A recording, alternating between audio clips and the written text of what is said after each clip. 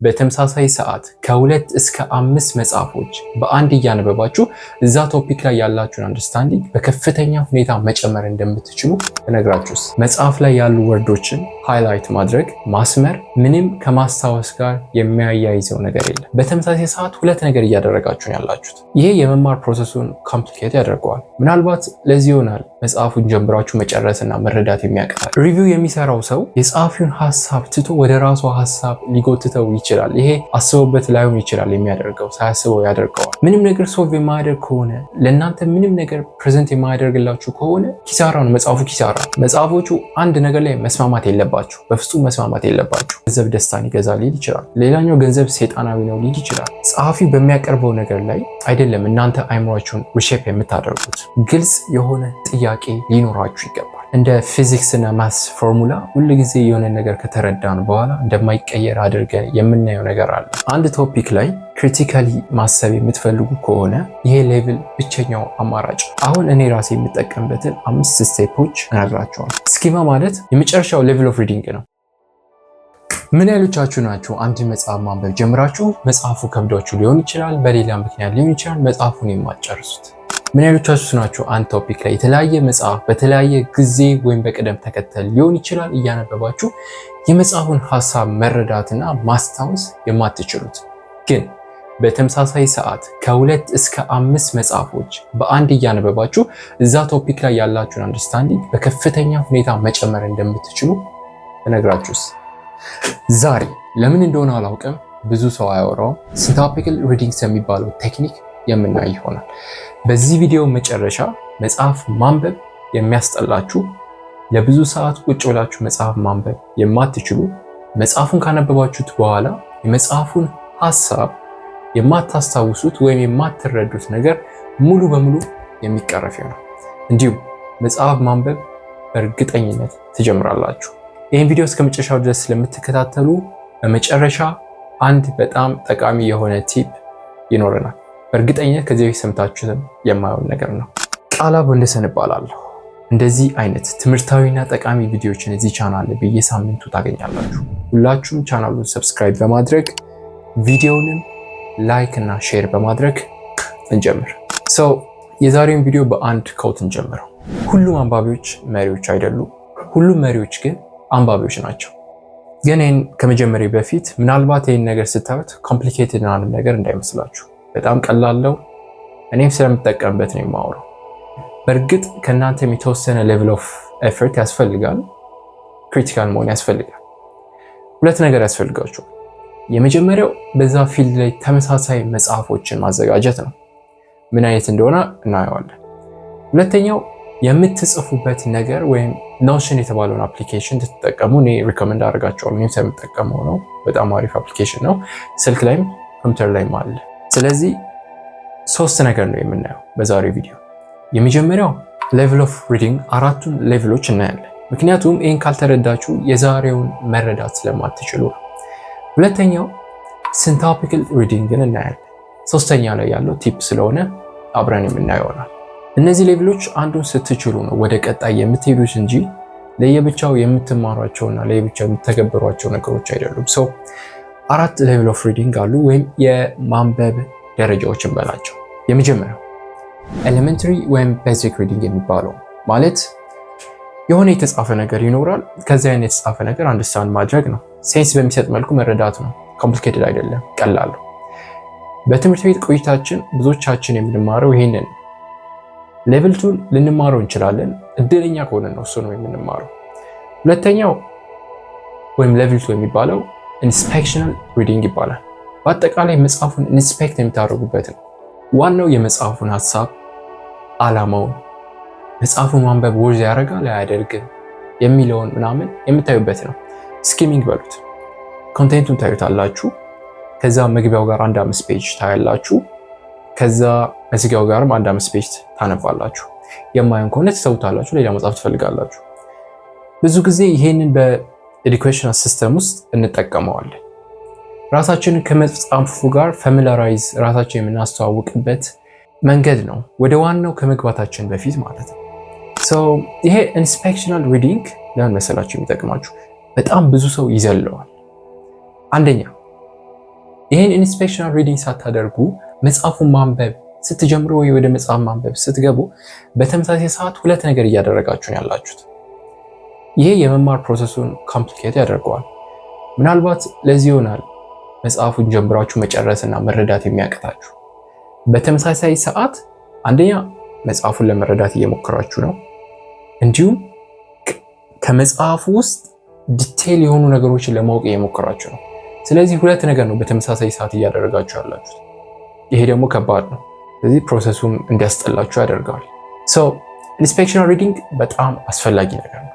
ግዴታ መጽሐፉን ማግኘት ላይ ይጠበቅባችሁ ይችላል ይሄንን ሌቭል 2 ኢንስፔክሽናል ሪዲንግ ለማድረግ። ለምሳሌ ከዚህ በፊት ስለ መጽሐፍ የተለያየ ሪቪዎች ማየት ሊሆን ይችላል፣ ሰመሪዎችን ማየት ሊሆን ይችላል። አጠር ያሉ ብዙ ቦታ ላይ ታገኛላችሁ። ግን እዚህ ሪቪው ላይ በጣም ትልቁ ችግር እኔ ብዙም ሪኮመንድ የማላደርገው ሪቪው የሚሰራው ሰው የጸሐፊውን ሐሳብ ትቶ ወደ ራሱ ሐሳብ ሊጎትተው ይችላል። ይሄ አስበውበት ላይሆን ይችላል የሚያደርገው፣ ሳያስበው ያደርገዋል። ከሪቪው በበለጠ ሰመሪ ሞር የተሻለ ነው ብዬ አስባለሁ። ሶስተኛው አናሊቲካል ሪዲንግ ነው የሚባለው። ይሄ ብዙ ጊዜ እንደዚህ አይነት ቪዲዮዎችን እኔ ራሴ ስሰራ የምጠቀምበት ይሄንን ሌቭል ነው። ይሄ በጣም ጠቃሚ ነው። ማለት አናሊቲካል መስራት ካልቻላችሁ ሲንታፕቲካልን አትረዱትም፣ መቼም ያን ልትሰሯችሁ። አሁን መጽሐፉን ወደ ማጥናት ነው እዚህኛው ሌቭል ላይ የምትሄዱት። ምን መሰላችሁ? በአናሊቲካል ጊዜ እናንተ ዲማንዲንግ መሆን መቻል አለባችሁ። ማለት ከእናንተ ኤፈርት ያስፈልገዋል። ከዛ ከምታነቡት ቴክስት የሆነ ፕሮፊት ለማግኘት ነው። ለምሳሌ በእኔ ኬዝ ያንን ቴክስት አንብቤው አጥንቼው ከዛ አናላይዝ አድርጌው ማውራቴ ፕሮፊት ነው። እኔ ያንን ማውራት ለእኔ ፕሮፊት ነው።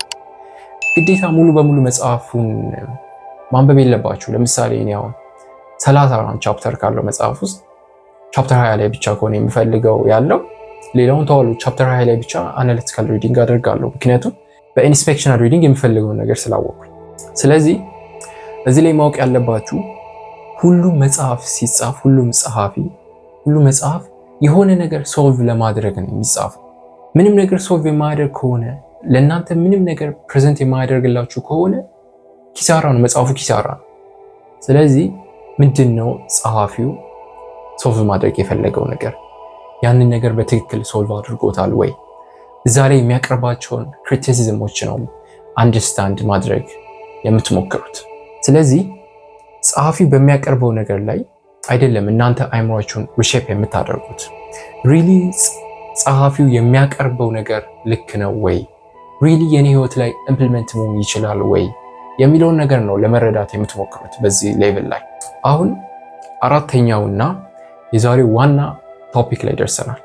ሲንታፕቲካል ሪዲንግ ይባላል። በቃ ይህን ማስተር ካደረጋችሁ ምንም ነገር መረዳት ትችላላችሁ። ሲንታፕቲካል ወይም ኮምፓራቲቭ ሪዲንግ ይባላል።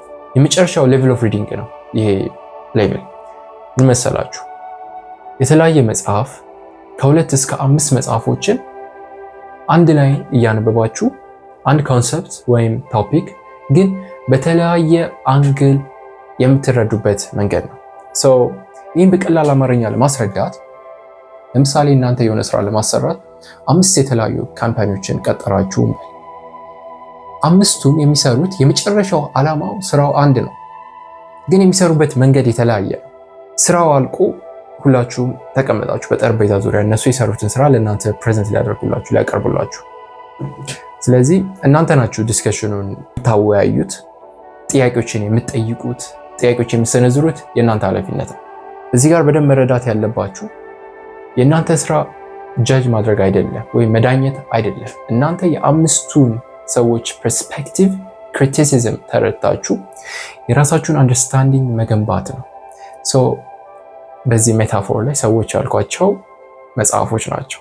ከእናንተ ኤፈርት ያስፈልገዋል። ዝም ብሎ ለመደበሪያ ወይም ጊዜ ለማጥፊያ የሚነበብ አይነት ነገር አይደለም እና አንድ ቶፒክ ላይ ክሪቲካሊ ማሰብ የምትፈልጉ ከሆነ ይሄ ሌቭል ብቸኛው አማራጭ ነው። ጃጂንግ አይደለም እንዳልኳችሁ፣ እናንተ አጫዋች ናችሁ። መጽሐፉ ላይ ጸሐፊዎቹ በሚያነሱት ሐሳብ መካከል ጸሐፊዎቹን የሚያነሱትን ሐሳብ ነው የምታጫውቱት። በፍጥነትም ለማንበብ ወይም ሜሞራይዝ ለማድረግ አይደለም ዓላማው፣ የዚህ ሲንታፕቲካል ሪዲንግ ዓላማ። ይሄ በደንብ እንዲሰራ እናንተ ማድረግ ያለባችሁ ነገር አለ። ቅድም እንዳየነው አንድ ጸሐፊው የሚጽፈው የሆነ ነገር ሰው ለማድረግ ነው ብለናል። የሆነ ነገር ፕሬዘንት እያደረገላችሁ ነው ብለናል። እናንተም ይህንን ሌቭል ኦፍ ሪዲንግ ስትጠቀሙ የሆነ ነገር ሶልቭ ለማድረግ ነው። ስለዚህ ስትነሱ መጀመሪያ ግልጽ የሆነ ጥያቄ ሊኖራችሁ ይገባል። ምን መሰላችሁ? አንዱ ጽሑፍ የሚያነሳውን ነገር አንዱ ሌላኛው ላያነሳው ይችላል። አንዱ የሚስማማበትን ነገር አንዱ ላይስማማበት ይችላል። ለዚህ ነው ሲንታፒካል ሪዲንግ የሚጠቅመው። ኮምፔር እና ኮንትራስት እያደረግን የራሳችንን አይዲያ ዴቨሎፕ ማድረግ እንችላለን ማለት ነው። በዚህ መንገድ አሁን እኔ ራሴ የምጠቀምበትን 5 ስቴፖች እነግራችኋለሁ። በጣም ቀላል ናቸው። አንደኛ ግልጽ የሆነ ጥያቄ ያስፈልጋል ወይም ቲም ያስፈልጋቸዋል። ለምሳሌ ሰክሰስ በሚለው ወይም ስኬት በሚለው ጉዳይ ላይ ብዙ ጸሐፊዎች ብዙ ሀሳብ ያቀርባሉ። አንዱ ጸሐፊ ሰክሰስ ገንዘብ ማግኘት ነው ሊል ይችላል። ሌላኛው ሰክሰስ ፍሪደም ኦፍ ታይም ነው ሊል ይችላል። ሌላኛው ደግሞ ሰክሰስ ኢነር ፒስ ነው ሊል ይችላል፣ ወይም ውስጣዊ ሰላም ነው ሊል ይችላል። እናንተ ከዚህ ውስጥ ሰክሰስ አቺቭ ለማድረግ ምንድን ነው ማድረግ ያለብኝ የሚለው ጥያቄ ሊሆን ይችላል። እንደ ምሳሌ ነው የምነግራችሁ። ስለዚህ የእናንተ ጥያቄ ይሄ ይሆናል። ይህንን ይዛችሁ ትነሳላችሁ። ሁለተኛው ስቴፕ የራሳችሁ ቡክ ሊስት ማዘጋጀት ያስፈልጋችኋል። የመጀመሪያችሁ ከሆነ 2 በቂ ነው፣ ግን እስከ 5 ድረስ መጠቀም ይቻላል። ሞር መጽሐፉ በጨመራችሁ ቁጥር ሞር አድቫንስድ እየሆነ ነው የሚመጣው። መጽሐፎቹ አንድ ነገር ላይ መስማማት የለባችሁ፣ በፍጹም መስማማት የለባችሁ። ለምሳሌ ሰክሰስ የሚለው ላይ ሁሉም አልቲሜት ጎላቸው አንድ ነው፣ ሰክሰስፉል መሆን ነው፣ ስኬታማ መሆን ነው። ግን ሰክሰስን ወይም ስኬትን አቺቭ የሚያደርጉበት መንገድ የተለያየ ነው። ስለዚህ መጽሐፎቹ የተለያየ ፐርስፔክቲቭ የሚያነሱ ከሆነ አሪፉ መንገድ ይሄ ነው። የተለያየ ሀሳብ ማንሳት መቻል አለባቸው። ሶስተኛው ስኬም ቢፎር ዳይቭ ነው። ይሄ ማለት ቅድም ያየነው ሁለተኛው ሌቭል ላይ ያየነው ኢንስፔክሽናል ሪዲንግ ታደርጋላችሁ። ሪሊ መጽሐፎቹ እናንተ ሶልቭ ማድረግ ለምትፈልጉት ነገር መልስ አላቸው ወይ የሚለውን ታያላችሁ። መጽሐፉን ማንበብ ወርዝ ያደርጋል ወይ የሚለውን ታያላችሁ። ይሄ የማይሆን ከሆነ ትተውትና ሌላ ነገር ትፈልጋላችሁ። ሲንታፒካል ሪዲንግ ለብቻው የምታደርጉት ነገር አይደለም። ማለት ሁሉንም እስካሁን ያየናቸውን አራቱን ሌቭል ኦፍ ሪዲንግ ተጠቅማችሁ የምታደርጉት ነው። አራተኛውና ወሳኙ ኮምፔር ኤንድ ኮንትራስት ነው። ይሄ ማለት እዚህ ላይ በጣም ኦርጋናይዝ መሆን ያስፈልጋል። ዋናውን ፓርት ይሄ ነው። አሁን አክቲቭ ሪዲንግ ነው ማድረግ ያለባችሁ፣ ፓሲቭ መሆን የለበትም። ይሄ ነገር ከዚህ በፊት አንስተነዋል። የሆነ መጽሐፍ አንስታችሁ እያነበባችሁ ግን የሆነ ሰዓት ላይ ምን እያነበባችሁ እንደሆነ አታውቁትም። ይሄ ፓሲቭ ሪዲንግ ነው የሚባለው። እንደዚህ አይነት ሪዲንግ እዚህ ላይ ማድረግ የለባችሁም። አክቲቭ መሆን አለበት። መጀመሪያ የነገርኳችሁ ኖሽን የተባለውን አፕሊኬሽን ልትጠቀሙ ትችላላችሁ። ወረቀትም ሊሆን ይችላል። ብቻ እናንተ ልትረዱበት የምትችሉትን ሲስተም በቀላሉ ልትረዱበት የምትችሉትን ሲስተም መፍጠር ነው። እንዴት በዛ መጽሐፍ ውስጥ እንደሚስማሙ እንዴት እንደማይስማሙ የየራሳቸውን ዩኒክ የሆነ ፐርስፔክቲቭ የምትጽፉበት ስቴፕ ነው ይሄ አራተኛው ስቴፕ። ለምሳሌ የሰክሰሱ ምሳሌ ላይ ስንመለስ ሁለቱም ሰክሰስፉል ለመሆን ጠንክሮ መስራት ያስፈልጋል ሊሉ ይችላሉ። ይሄ የሚስማሙበት ሀሳብ ነው። ሌላው ደግሞ በገንዘብ ላይ ባላቸው አመለካከት ላይስማሙ ይችላሉ። አንደኛው ገንዘብ ደስታን ይገዛል ሊል ይችላል። ሌላኛው ገንዘብ ሰይጣናዊ ነው ሊል ይችላል። ለምሳሌ ነው። ስለዚህ ይሄ የማይስማሙበት ነገር ነው። የማይስማሙበትን ሀሳብ የየራሳቸውን ዩኒክ ፐርስፔክቲቭ ወይም እይታ ደግሞ ይኖራል። ያንን ነው እያወጣችሁ የምትጽፉት። ኮምፔር እና ኮንትራስት ማድረግ ማለት ይሄ ነው። እዚህ ላይ አንድ ነገር ለማንሳት ይሄ የትምህርት ሲስተሙ ብዙዎቻችን ላይ ያሳደረው ኔጌቲቭ ኢምፓክት ወይም አሉታዊ ተጽዕኖ አለ። ምን መሰላችሁ? ላይክ እንደ ፊዚክስ እና ማስ ፎርሙላ ሁሉ ጊዜ የሆነ ነገር ከተረዳን በኋላ እንደማይቀየር አድርገን የምናየው ነገር አለ። ፎርስ ኢኳልስ ማስ ታይምስ አክሰለሬሽን ከዛሬ 60 ዓመት በፊትም እንደዚህ ነው። ከዛሬ 70 ዓመትም በኋላ ፕሮባብሊ እንደዚህ ነው የሚሆነው። አላውቅም ከ70 ዓመት በኋላ ምን እንደሚፈጠር። አንድ ነገር ትሩ ከሆነ ትሩ ነው፣ ፎልስ ከሆነ ፎልስ ነው። የትምህርት ሲስተሙ እንደዚህ ነው የሚለው። ሌላ ነገር ብትጽፉ ይቀጣቸዋል፣ ሚስቴክ ነው። ግን ሪል ላይፍ ላይ እንደዚህ አይደለም። ሁሉ ጊዜ ቾይስ አለ፣ ሶሉሽን አለ፣ የተለያየ ፐርስፔክቲቭ፣ የተለያየ እይታ፣ የተለያየ መንገድ አለ ለአንድ ነገር። ያንን ደግሞ መፈለግ ያስፈልጋል እና ለዚህ ነው ሲንታፒካል ሪዲንግ የሚያስፈልገው የሚጠቅመው። አምስተኛውን የመጨረሻው ስቴፕ ሲንተሲስ ነው። የዚህ ንባብ ዓላማ እንደነገርኳችሁ ሜሞራይዝ ለማድረግ ወይ ያነበባችሁትን ነገር ለማስታወስ አይደለም። ኮምፔር እና ኮንትራስት እያደረጋችሁ የጻፋችሁትን ነገር ስቴፕ 4 ላይ እነዚህን በመጠቀም መጀመሪያ ላይ ስቴፕ 1 ላይ ያለውን ጥያቄ ግልጽ የሆነውን ጥያቄ ያወጣችሁትን በዚህኛው ስቴፕ ላይ ትመልሳላችሁ። ስለዚህ እነዚህን 5 ስቴፖች በትክክል መተግበር ከቻላችሁ በቀላሉ ሲንታፒካል ሪዲንግ ማድረግ ትችላላችሁ። ስለዚህ የመጀመሪያችሁ ከሆነ 2 መጽሐፍ በቂ ነው። ሁሉንም ፔጅ ለመጨረስ ራሳችሁን ፕሬሸር አታድርጉ፣ ማድረግ አያስፈልግም። እንድታስታውሱት የሚያስፈልገው ዓላማው ፍጥነት ወይም ሜሞራይዝ ለማድረግ አይደለም፣ ዴፕዝ እና ኮኔክሽን መፍጠር ነው የሚያስፈልገው። አሁን ቲፕ ያልኳችሁ ፓርት ላይ ደርሰናል። ሲንታፒካል ሪዲንግ ለማድረግ የሚጠቅማችሁ ነው። እንዲሁም በአጠቃላይ ብዙ መጽሐፍቶችን ለማንበብ እና ያነበባችሁትን ነገር ለማስታወስ እና ለመረዳት የሚጠቅማችሁ ነገር ነው የምነግራችሁ። መጽሐፍ ላይ ያሉ ወርዶችን ሃይላይት ማድረግ፣ ማስመር ምንም ከማስታወስ ጋር የሚያያይዘው ነገር የለም። አውቃለሁ ብዙዎቻችሁ ሃይላይት ታደርጋላችሁ፣ ግን ይህን ስትሰሙ ሀሳባችሁን ትቀይራላችሁ። እንደዚህ አይነት ሃይላይተሮችን መጠቀም ምንም ጥቅም የለውም። እኔም ስለማደርገው ስለነበር ነው። ሃይላይተር መጠቀም ለማስታወስ አይጠቅማችሁ። ሪሰንት የወጡ ጥናቶች የሚያሳዩት ይሄ ነገር ዌስት ኦፍ ታይም እንደሆነ ነው። ሪሰርቹን በደንብ በራሳችሁ እንድታዩት ቴሌግራም ቻናላችን ላይ አታች አድርጌዋለሁ። @ኦቶቴ ብላችሁ ታገኙታላችሁ። ሃይላይት ማድረግ ምንም ከሪቴንሽን ወይም ሜሞሪያችን ጋር የሚያያይዘው ነገር የለም፣ ያለው ኢፌክት የለም። እንደዚህ ማድረግ የሚፈጥረው ኢሉዥን ኦፍ ኖሌጅ ነው የሚሉት። ከመጽሐፉ ጋር በደንብ ፋሚሊያራይዝ እንድታረጉ፣ መጽሐፉን እንድታውቁት፣ ፊል እንድታረጉ ነው የሚያደርጋችሁ።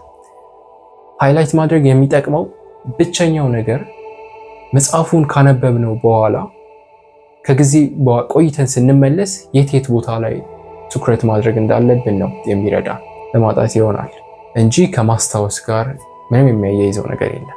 ሃይላይት ከማድረግ ይልቅ እነዚህን 2 ነገሮች ብትጠቀሙ የተሻለ። የመጀመሪያው ያነበብነውን ነገር ሪል ላይፍ ላይ መተግበር ከቻለን ማስታወስ እንችላለን። ሁለተኛው ኢንዴክስ ሲስተም የሚባል መንገድ አለ። ይህንን መንገድ በትክክል መጠቀም ከቻላችሁ ታስታውሳላችሁ።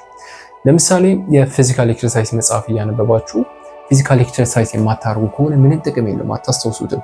ሙሉ መጽሐፉን ሁሉ ሃይላይት ልታደርጉ ትችላላችሁ። አእምሯችን ፋንክሽን የሚያደርገው በእንደዚህ አይነት ወይ ነው። ሁልጊዜ ፕራክቲካሊቲ ይበልጣል ወይም ተግባራዊነት ይበልጣል። ተግባራዊ የምናደርገው ከሆነ እናስታውሰዋለን። ሁለተኛው ኢንዴክስ ሲስተም መከተል ነው። ማለት ከመጽሐፉ ላይ ያገኛችሁትን ነገሮች በተለያዩ ካታጎራይዝ አድርጋችሁ የምትጽፉበት መንገድ ነው። ራሱ ስሙ ኢንዴክስ፣ ቃሉ ኢንዴክስ ራሱ እንደሚለው የሆነ ነገር በአልፋቤቲካል ኦርደር ሊስት ማድረግ ነው ወይ መደርደር ነው። ስለዚህ ስትጽፉ በምታነቡበት ሰዓት በተረዳችሁበት መንገድ ነው የምትጽፉት። ይሄ መንገድ የሚሰራበት ምክንያት ስትጽፉ በራሳችሁ በተረዳችሁበት መንገድ ሪሼፕ እያደረጋችሁት ስለሆነ ነው። ስለዚህ በቀላሉ ታስታውሱታላችሁ። ጽሁፉን አይደለም የምትጽፉት፣ ራሳችሁ በተረዳችሁበት ወይ ነው የምትጽፉት። ስኪማ የሚባል ነገር አለ። ለምን ይሄ መንገድ እንደሚሰራ ሌላ ምክንያት ልነግራችሁ ነው።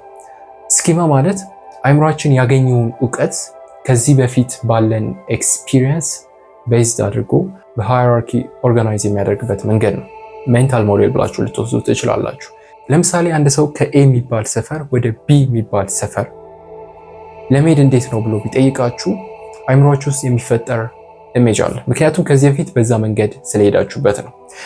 በኢንዴክስ ሲስተም መሰረት ከተለያየ መጽሐፍ በተለያየ ካታጎሪ ሪሼፕ እያደረጋችሁ ስትጽፉ በራሳችሁ መንገድ የሆነ ሃይራርኪ የሆነ ፓስት ኤክስፒሪየንስ እየገነባችሁ የምትመጡት። ስለዚህ ከተወሰነ ጊዜ በኋላ እነዛ ተደምረው የሆነ እውቀት ይሆናሉ። ከዛ በኋላ በኤክስፒሪየንስ ስለሆነ የገነባችሁት አትረሱትም። አይ ሆፕ እነዚህ 2 መንገዶች ይጠቅማቸዋል ብዬ አስባለሁ። እኔንም ስለጠቀሙኝ ነው ያመጣሁት። እስከ መጨረሻው ድረስ አብራችሁኝ ስለነበራችሁ አመሰግናለሁ። ሰብስክራይብ ያላደረጋችሁ ሰብስክራይብ በማድረግ ቀጣይ እንደዚህ አይነት ቪዲዮዎች ሲለቀቅ ቶሎ እናንተ ጋር እንዲደርስ የደወል ምልክቱ መጫን አትርሱ። ቪዲዮንም ላይክ እና ሼር ማድረግ አትርሱ። ቀጣይ ሳምንት በሌላ ቪዲዮ በሌላ ሀሳብ እስከምንገናኝ ድረስ ቻው።